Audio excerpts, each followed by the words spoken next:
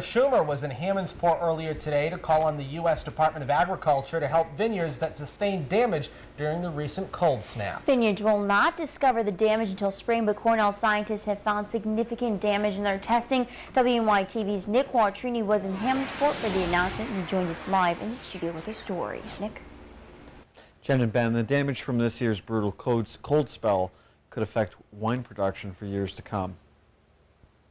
The first thing I'm asking is for the Department of Agriculture to prime the pump right now and get that tap money flowing, because our growers are going to want to replant quickly.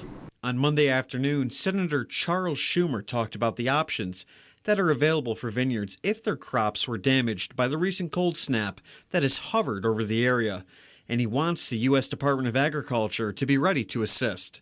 The first option is TAP, which stands for Tree Assistance Program, which was recently passed underneath the Farm Bill. It provides reimbursements for trunk damage, covering the cost for replacement, pruning, and removal. What about the buds?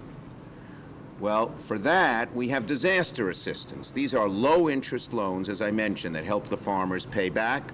For many farmers and many wine growers, it would allow them to buy grapes and juice. These assistance programs could help vineyards get back on their feet. But the damage won't be visible until around springtime. Senator Schumer wants the USDA to be on standby because damage is almost guaranteed. And Cornell scientists have found evidence suggesting over 50% of the buds could be damaged from the extreme cold. And with such a high level of bud damage, vine damage is also likely.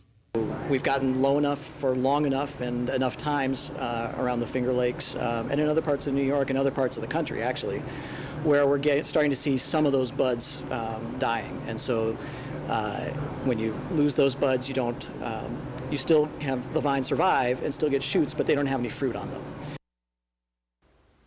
New York State is home to over 900 vineyards supporting more than 6,000 jobs.